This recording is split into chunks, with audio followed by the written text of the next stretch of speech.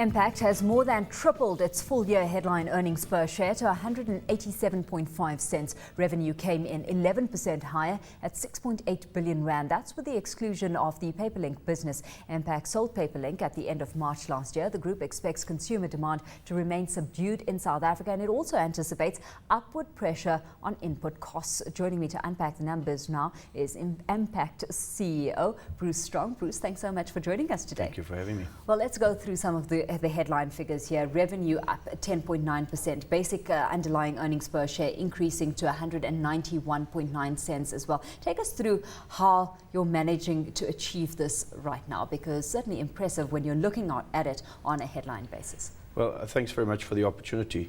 If we look at the year gone by, I mean, you mentioned the subdued GDP growth, which we expect to go forward. It's been there for the last year.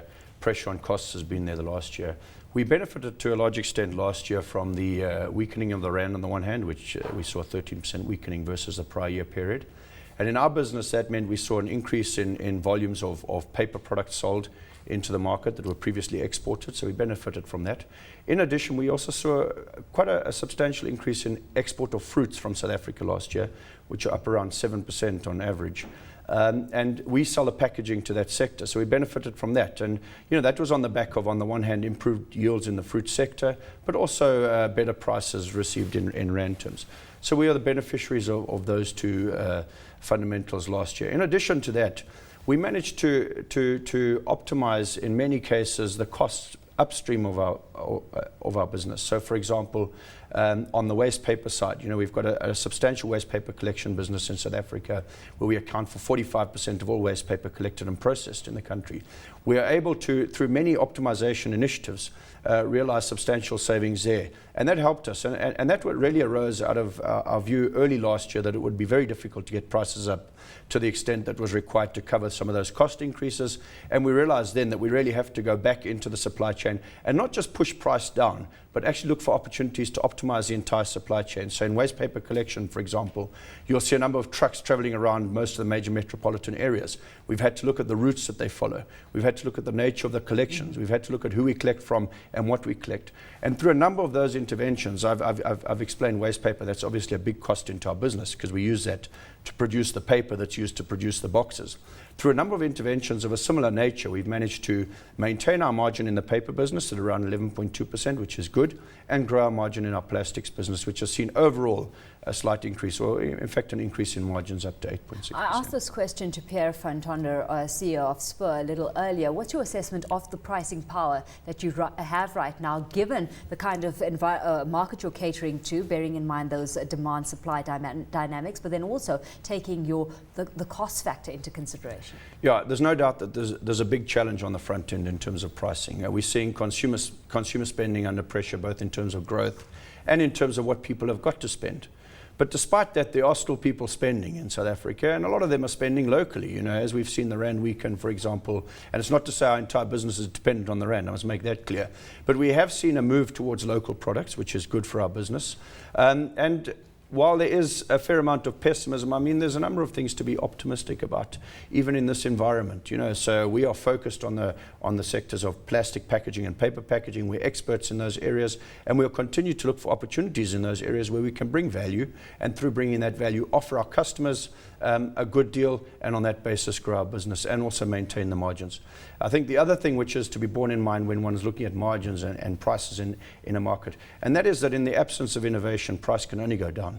And so we are constantly looking at opportunities to innovate within our business, offer something new to the market, both to promote brands, to bring a security of transport to products, and also to present those products well. And through those initiatives, I think it's not only about cost cutting, it's about finding new products which bring new value to our customers. Where those investments are looking to be made then in making this company or making sure the company stays innovative moving forward, let's take a look at the kind of gearing you're looking at, because we've seen gearing ratio dropping to 29%. That's down from 35% at the end of the prior year. And you are deriving benefit of lower financing costs as well. So what room do you you have to maneuver there? What kind of capex spend are we looking at moving forward? Yeah, so if you look at our facilities, we've got facilities up to 2 billion rand. Our current net debt is around 1 billion rand. So if you take, I mean, you've got some move both ways through the year. We've probably got a billion. Did I say million? I meant a billion, of course.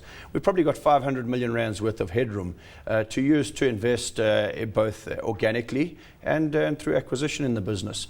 And that's off our current base, notwithstanding the fact that if there was a need, we could access more. At the moment, we don't believe there is a need, but we believe there are opportunities that we would look to pursue to grow the business both in South Africa. We've spent the last 18 months really exploring opportunities beyond our existing borders and beyond the businesses we already have. Bear in mind, we have 2 businesses in Namibia, 1 in Zimbabwe and 1 in Mozambique. But there are significant opportunities beyond our exports, where we've derived 10% of our revenue from last year in the rest of Africa. And we are diligently working on plans to exploit those opportunities, albeit modest in terms of ambitions, because we have no doubt about the risks and the trials associated with developing a business in the rest of Africa. But we are looking at those opportunities, and we look to pursue those as well as opportunities in the South African market. Are you looking to become a little bit more aggressive than you've been in the past in pursuing that Africa growth? The word aggressive is probably not the word I'd use. We are cautious, but we are ambitious.